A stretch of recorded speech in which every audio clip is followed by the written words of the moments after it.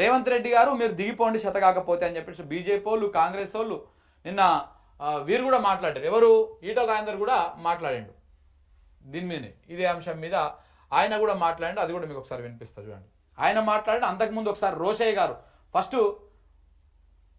ఈటల రాజేందర్ ఏమన్నాడో చూపియండి, చూద్దాం ఒకసారి. ఇక చూడండి.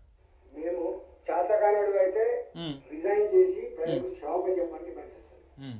చేతకాయ నువ్వు 2024 ఎన్నికల కంటే ముందు ఏ ప్రగల్భాలు పలికినవో, ఏ హామీలు ఇచ్చినవో, ఏ మాటలు చెప్పినవో ఇవన్నీ నేను చేయలేను అని బేషరతుగా క్షమాపణ చెప్పి ముక్కు నేలకు రాసి తప్పుకో శాతనుడు వస్తాడు ఎవరు చేస్తాను, ఇంకేముంటుంది. లేదంటే నీకు సిగ్గుమాల పద్ధతిలో అట్లా కొనసాగుతా అంటే సందర్భాలు కనుగంటే వాళ్ళ భరిస్తాడు. ఏం చేస్తారు ప్రజలు మాత్రం ఓట్లు వేసిన కలవానికి.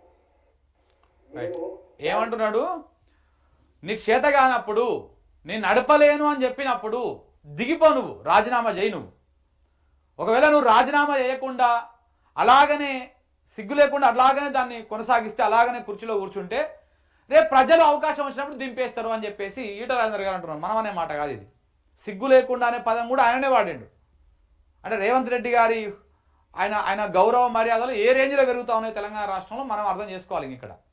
సో కాబట్టి ఇటు బీజేపీ నుంచి, ఇటు బీఆర్ఎస్ నుంచి, ఇటు విమర్శకుల నుంచి, ఇటు కాంగ్రెస్ వాళ్ళ నుంచి కూడా డిమాండ్ వస్తూ ఉంది. ఏమని, ఇక నీకు చేత కాదు నువ్వు దిగిపో.